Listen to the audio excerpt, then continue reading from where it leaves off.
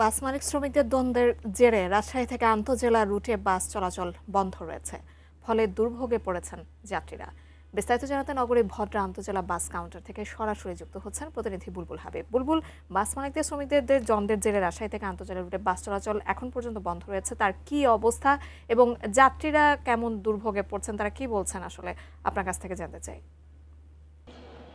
জাকিয়া, যেহেতু সকাল ৬টা থেকে আসলে এই বাস চলাচল বন্ধ রয়েছে এবং এখন পর্যন্ত রাজশাহী থেকে যে বাসগুলো ছেড়ে যায়, বিশেষ করে বগুড়া, রংপুর, পাবনা পাবনা বগুড়া জেলাগুলোতে বাস যায়, সে বাসগুলো বন্ধ রয়েছে এবং কোনো বাসই কিন্তু যাচ্ছে না।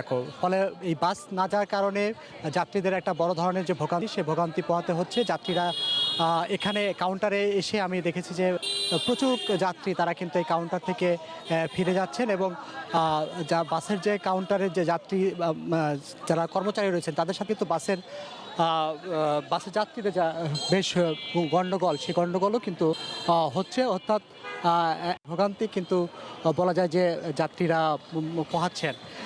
এখন যেহেতু বাস পর্যন্ত তারা এই বাস বন্ধ রাখবেন, বিশেষ করে যে ঘটনাটিকে কেন্দ্র করে যে নাটোরের যারা বাস শ্রমিকদের সাথে আসলে এখানকার বাস শ্রমিকদের মানে গন্ডগোলের কারণে আসলে এই বাস চলাচল বন্ধ রয়েছে এবং যারা বাস শ্রমিকদের সাথে আসলে এখানকার বাস শ্রমিকদের মারধর করছে, সেটার প্রতিবাদে তারা বাস বন্ধ রয়েছিল এবং বিভিন্ন সময় রাজশাহী থেকে যখন যে বাসগুলো যায় তখন দেখা যায় যে যাত্রীরা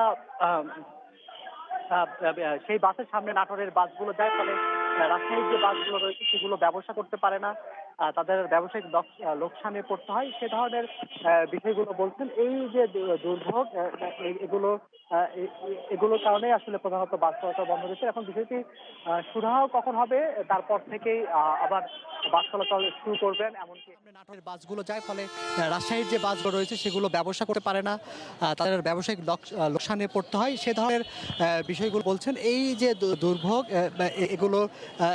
এগুলোর কারণে আসলে প্রধানত বাস চলাচল বন্ধ হচ্ছে। এখন বিষয়টি আবার বাস চলাচল শুরু করবেন এমনই এখানকার বাস শ্রমিকরা জানিয়েছেন। তো এই ছিল এখান থেকে জাকিয়া যে বাস চলাচল বন্ধ রয়েছে তার খবর।